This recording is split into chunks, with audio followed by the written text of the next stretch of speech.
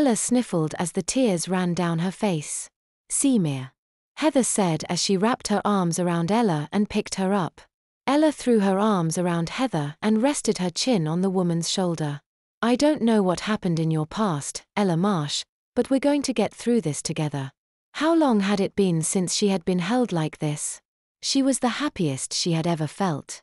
She was about to close her eyes and drift back to sleep when something snapped her out of her moment of bliss. It was there and then gone in a flash.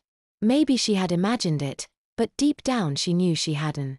Across the room was Danielle, and in her eyes, even if just for a brief moment, was a look of hate.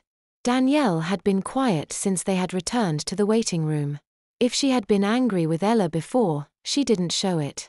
Her attention was now drawn to the fold of her left arm, cradling her elbow in her right hand, as if it might pop off at the joint at any second. A small, white pad of gauze stuck to the inside crease by a clear line of tape. "The doctor wants to follow up with Ella in 2 weeks since she can't have a live vaccine yet," the secretary said. "You're lucky you didn't have to get a shot," Danielle said, looking away from the offending injury for the first time.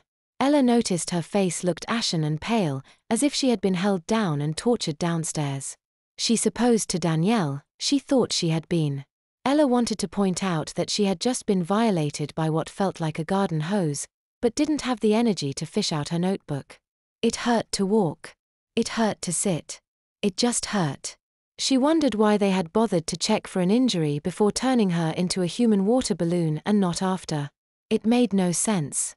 Instead, she lifelessly gave her head a small nod at Danielle, who seemed pleased that Ella understood she had gotten off easy. "He also suggested you pick up a tube of lidocaine topical ointment from the pharmacy. He's written her a prescription for that as well to help with any pain or irritation.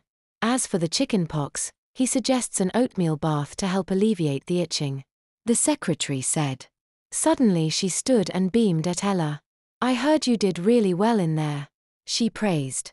Ella sunk down a little lower in her seat. The secretary laughed before turning back to Heather. "She's such a cutie. How old is she?" 10. Heather answered, turning to smile at Ella.